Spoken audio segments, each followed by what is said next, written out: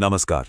अगर कभी कोई बड़ा लोन जैसे कि होम लोन या बिजनेस लोन लेने का सोचा है तो एक सवाल सबसे पहले मन में आता है, क्या बैंक लोन देगा भी या नहीं।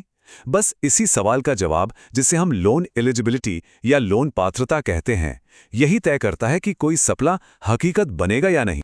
तो सवाल यह है कि लोन अप्रूव करवाने का आखिर सीक्रेट क्या है। चलिए आज इसी सीक्रेट से पर्दा उठाते हैं और इस पूरी प्रोसेस को एकदम आसान भाषा में समझते हैं। तो आज हम क्या क्या देखने वाले हैं। सबसे पहले हम बात करेंगे कि बैंक या लेंडर्स आखिर देखते क्या हैं। फिर लोन एलिजिबिलिटी का असली मतलब समझेंगे, अलग अलग लोन प्रोफाइल को जानेंगे, इनकम की ज़रूरतों पर नज़र डालेंगे और ये भी देखेंगे कि लोन अप्रूवल के चांस कैसे बढ़ाए जा सकते हैं। और आखिर में एक बहुत ज़रूरी सवाल पर भी बात करेंगे। तो चलिए शुरू करते हैं। जब कोई लोन के लिए अप्लाई करता है ना, तो बैंक असल में क्या देखता है। इसको ऐसे समझिए कि वो एक तरह का फाइनेंशियल रिपोर्ट कार्ड बना रहे हैं। एक ऐसा रिपोर्ट कार्ड जो किसी की आर्थिक सेहत की पूरी कहानी बता देता है। इस बारे में ना एस सॉल्यूशंस की एक गाइड बहुत अच्छे से बताती है। उनके हिसाब से लोन एलिजिबिलिटी असल में उन शर्तों का एक सेट है जिनका इस्तेमाल बैंक ये तय करने के लिए करते हैं कि कोई आवेदक लोन के लिए क्वालिफाई करता है या नहीं। सीधी और सिंपल सी बात है। तो ये शर्तें या ये मानदंड हैं क्या?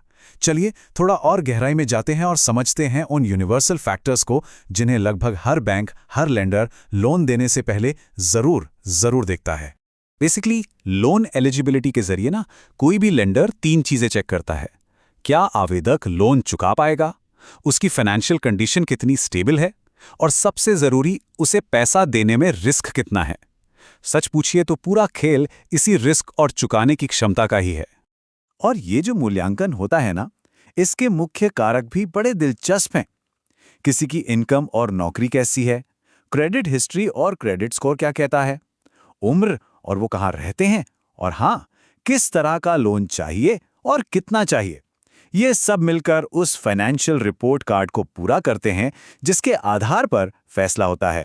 चलिए अब ये देखते हैं कि ये सब कैसे बदलता है, क्योंकि देखिए एलिजिबिलिटी के नियम इस बात पर बहुत ज़्यादा निर्भर करते हैं कि लोन चाहिए किस लिए, पर्सनल खर्चे के लिए, घर खरीदने के लिए, या फिर किसी बिजनेस के लिए।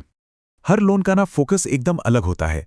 जैसे पर्सनल लोन के लिए सबसे ज़रूरी है किसी व्यक्ति की अपनी इनकम और सैलरी स्लिप, इसका सबसे बड़ा सबूत है। वहीं होम लोन में प्रॉपर्टी की कीमत और लोन चुकाने की क्षमता पर ध्यान दिया जाता है, जबकि बिजनेस लोन में बिजनेस की हेल्थ और उसका मुनाफा मतलब प्रॉफिटेबिलिटी सबसे जरूरी होती है। तो यहाँ पर जो सबसे ज़रूरी बात है ना, वो ये है कि जहाँ पर्सनल लोन के लिए किसी की सैलरी देखी जाती है, वहीं बिजनेस लोन के लिए भाई पूरी कंपनी के टर्नओवर और मुनाफे की बारीकी से जांच होती है। दोनों का खेल ही बिल्कुल अलग है। तो अब आते हैं उस सबसे बड़े सवाल पर, वो सवाल जो शायद हर लोन लेने वाले के मन में होता है, आखिर कितनी इनकम काफ़ी है। एस सॉल्यूशंस की गाइड की माने तो पर्सनल लोन के लिए आमतौर पर जो मिनिमम मंथली इनकम है वो करीब 20 से 25 हजार रुपए के बीच होनी चाहिए। ये एक अच्छा बेंचमार्क है ना। लेकिन यहाँ एक बहुत बड़ा फर्क है। पर्सनल लोन में तो एक फिक्स्ड मिनिमम इनकम देख ली, चलो ठीक है, पर होम और बिजनेस लोन में कहानी बदल जाती है। वहां पर चुकाने की क्षमता का अंदाजा लगाया जाता है। इसमें ईएमआई टू इनकम रेशियो, मतलब किसी की कमाई का कितना हिस्सा किस्तों में जाएगा या फिर बिजनेस का मुनाफा देखा जाता है, जो थोड़ा और कॉम्प्लेक्स।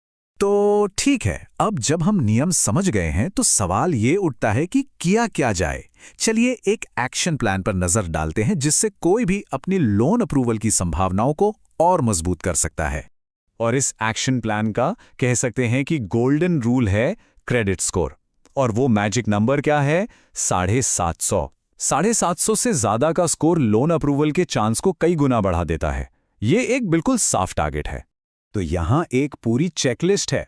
सबसे पहले एक अच्छा क्रेडिट स्कोर बनाए रखें, अपने मौजूदा कर्जों को कम करें, अपने इनकम के हिसाब से ही लोन की रकम चुनें, इनकम के सारे डॉक्यूमेंट्स तैयार रखें, बिजनेस रिकॉर्ड साफ रखें और अपनी सभी मौजूदा किस्तों का पेमेंट हमेशा टाइम पर करें। तो हमने काफी कुछ समझा। आइए इन सारी जरूरी बातों को एक बार समेटते हैं और फिर एक बहुत ही जरूरी सवाल पर सोचते हैं। तो देखिए, सबसे बड़ी बात जो निकल कर आती है वो ये है कि लोन एलिजिबिलिटी के नियमों को समझना पूरी एप्लीकेशन प्रोसेस को एक मिस्ट्री से बदलकर एक मैनेज करने लायक स्ट्रैटेजी में बदल देता है। मतलब सारी बात नॉलेज और तैयारी की है। और ये हमें एक बहुत ही दिलचस्प सवाल पे लाकर छोड़ता है।